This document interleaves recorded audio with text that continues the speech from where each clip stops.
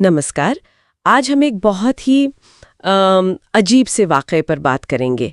जून 2025 में ईरान और इज़राइल के बीच एक 12 दिन का संघर्ष चला और फिर अचानक खत्म हो गया। जी बिल्कुल, एक ऐसा संघर्ष जिसने सबको चौंका दिया था। तो आज इसी की तह तक जाने की कोशिश करते हैं।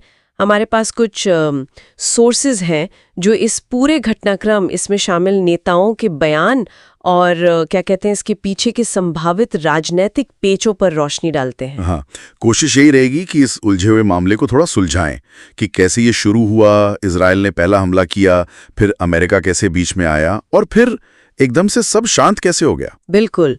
तो शुरुआत कहाँ से हुई थी? 13 जून 2025 है ना? हाँ, 13 जून इजरायली फाइटर जेट्स ने ईरान के परमाणु और सैन्य ठिकानों पर हमला किया। इसे नाम दिया गया ऑपरेशन राइजिंग लायन। और वजह क्या बताई गई? वजह बताई गई एक लीक हुई IAEA रिपोर्ट, मतलब इंटरनेशनल एटॉमिक एनर्जी एजेंसी की एक रिपोर्ट जो कहीं से लीक हो गई थी। लीक हुई थी मतलब ऑफिशियल नहीं थी? हाँ, नहीं, ऑफिशियल रिलीज नहीं थी और रिपोर्ट में कहा गया था कि ईरान परमाणु हथियार बनाने के बहुत करीब है। इसी लीक रिपोर्ट के आधार पर हमला किया गया, जिस पर काफी सवाल भी उठे। और इस हमले में ईरान को नुकसान भी काफी हुआ। हाँ, काफी। उनके कई टॉप के सैन्य अधिकारी और परमाणु वैज्ञानिक मारे गए थे इसमें। अच्छा, फिर जाहिर है ईरान ने जवाब दिया होगा। जी, ईरान ने जवाबी हमला किया। दोनों तरफ नुकसान हुआ। लेकिन मामला तब और उलझ गया जब डोनाल्ड ट्रंप इसमें कूद पड़े। ट्रंप का रोल तो हमेशा ही दिलचस्प रहता है। उन्होंने क्या किया? उन्होंने ईरान को सीधी धमकी दी और एक नए परमाणु समझौते की मांग रख दी। पर वो रुके नहीं। मतलब इंतजार करने के बजाय 21 जून को अमेरिकी B-2 बॉम्बर्स ने ईरान के जो अंडरग्राउंड परमाणु ठिकाने हैं, फोर्डो, नतांस, इस्फहान, उन पर हमला कर दिया। B-2 बॉम्बर्स से? ये तो बहुत खतरनाक माने जाते हैं। हाँ, और इसमें GBU-57 बंकर बस्टर बॉम्ब इस्तेमाल हुए। ये जमीन में बहुत गहरे बने टारगेट्स को तबाह करने के लिए होते हैं और इनका पहली बार किसी युद्ध में इस्तेमाल हुआ था। बाप रे, पहली बार? और ट्रंप ने क्या कहा इसके बाद? ट्रंप ने फौरन इसे मिशन कामयाब घोषित कर दिया। फौरन? अच्छा, लेकिन कहानी यहीं खत्म नहीं हुई। नहीं, बिल्कुल नहीं। इसके ठीक 2 दिन बाद 23 जून को ईरान ने कतर में जो अमेरिकी एयरबेस है उस पर मिसाइलें दागी। अच्छा, पर यहाँ कुछ अजीब हुआ था शायद। हाँ, बहुत अजीब। ईरान ने हमले से ठीक पहले अमेरिका और कतर दोनों को चेतावनी दे दी थी। चेतावनी दे दी थी? ये क्यों? यही तो सवाल है। शायद ईरान ये दिखाना चाहता था कि हम जवाब दे सकते हैं, देखो हमने दे दिया। पर वो लड़ाई को और बढ़ाना नहीं चाहते थे।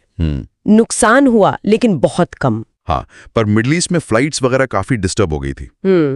और फिर अगले ही दिन 24 जून को युद्ध विराम। हाँ, अचानक ट्रंप ने पूर्ण युद्ध विराम का ऐलान कर दिया और इसमें कतर ने मध्यस्थता की। ये सब तो मतलब बिजली की तेजी से हुआ। 12 दिन में शुरू हमले, जवाबी हमले और फिर खत्म। जी, और अब तीनों नेता, नेतन्याहू इजराइल में, ट्रंप अमेरिका में और खामेनेई ईरान में, अपनी अपनी जनता के सामने इसे अपनी जीत बता रहे हैं। नेतन्याहू के लिए तो ये शायद बहुत जरूरी था, है ना? उनपे वो भ्रष्टाचार के मुकदमे चल रहे थे। बिल्कुल, वो पूछताछ में 1778 बार मुझे याद नहीं कह चुके थे। अब सोचिए जरा। हाँ, ये तो काफी मतलब उन पर आरोप लग रहे थे कि वो अपनी कुर्सी बचाने और जेल जाने से बचने के लिए युद्ध को खींचना चाहते हैं। इजरायली संसद में वो इम्यूनिटी बिल लाने की कोशिश भी कर रहे थे। एक पूर्व IDF जनरल ने भी यही कहा था। और ट्रंप ने भी तो उनकी मदद की।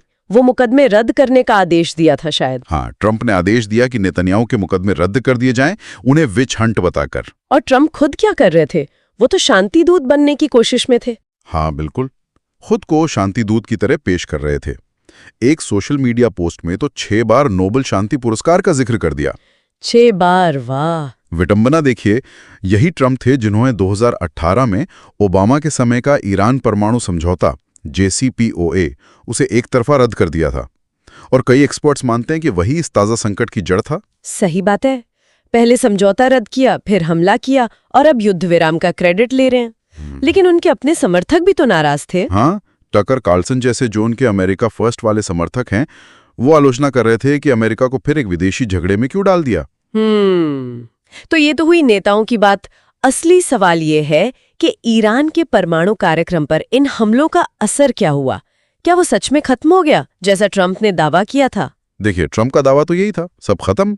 लेकिन अमेरिकी डिफेंस इंटेलिजेंस एजेंसी यानी DIA, उनका आकलन बहुत अलग था। अच्छा, क्या कहा उन्होंने? DIA का कहना था कि नुकसान हुआ है, पर मुख्यतः जमीन के ऊपर के ढांचों को। जो मुख्य परमाणु मटेरियल था वो शायद पहले ही कहीं और हटा लिया गया था। मतलब कार्यक्रम रुका नहीं, बस कुछ महीनों की देरी हो गई होगी।